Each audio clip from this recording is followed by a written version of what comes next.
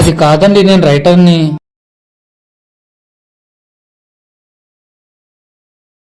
కడుపు తిప్పల కోసం ఒళ్ళమ్ముకుంటే లంజవి వేసవి అని అంటావు. నీలోనే కామం పెంచుకొని అదే వేసల దగ్గరికి వెళ్తే నిన్నేమనాలి?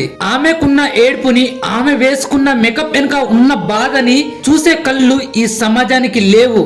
వాళ్ళని అసహించుకునే అర్హత ఎవ్వరికి లేదు. ఏ ఆడది సరదా కోసం బట్టలిప్పదు. కొంతమంది బతుకుదేరులో ఓడిపోయి ఇంకొంతమంది ప్రేమించిన వాళ్ళు గొంతు కోస్తే దిక్కు లేక ఇంకొంతమంది కుటుంబాల బాధలను బాధ్యతలను తీర్చడానికి ఉల్లమ్ముకుంటారు.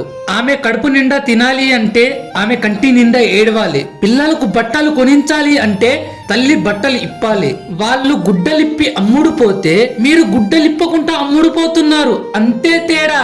వచ్చిన కస్టమర్ కు ఆ పిల్లాడి ఏడుపు అస్సలు వినిపించకూడదు, లేదంటే డిస్టర్బ్ అవుతుంది. ఆ పిల్లవాడి నోరు మూసి నవ్వుతూ పక్కలో పడుకోవాలి. కస్టమర్ వచ్చినప్పుడు కన్నీల్లో కనబడుతుంది బాధ, కానీ అవేమి కనబడకుండా అతని ముందు నవ్వుతూ కనబడాలి. వచ్చినోడు సుఖం కోసం మనలో ఎన్ని బాధలున్నా వానికి నవ్వుతూ కనబడాలి. ఆమె సిగ్గు, ఆత్మ గౌరవం ఇంటి గుమ్మం ముందే వదిలేయాలి. విసిరేసిన డబ్బుల్లో రేపటి భోజనం, పిల్లలకు చదువు, కావాల్సిన ఫీజులు కనబడతాయి. వాళ్ళ పిల్లల భవిష్యత్తు ప్రతిరోజు కనబడడానికి పవిత్రమైన ఒళ్ళుని అమ్ముకుంటుంది. ఒక భార్య తన భర్తతో ప్రేమగా నటిస్తుందో లేదో తెలియదు, కానీ ఒక వేశ్య ప్రతి రాత్రి ప్రతి గంట వచ్చిన మనిషితో ప్రేమగా నటించాల్సిందే. వచ్చినోడు ఆడు ఎంగున్నోడా, ముస్లోడా, తాగుబోతా, తిరుగుబోతా, ఏమైనా గాని వానికి కావాల్సింది సుఖం. వాళ్లకు హెచ్ఐవి లాంటి రోగాలు ఏమైనా వస్తే మున్సిపాలిటీ వాళ్ళు కూడా దగ్గరికి ముట్టడానికి కూడా రారు. బతికున్న శవంతో సమానం అండి. చివరికి వాళ్ళు చనిపోయిన మున్సిపాలిటీ వాళ్ళు చెత్త ఎత్తేసినట్టు ఎత్తేస్తారు.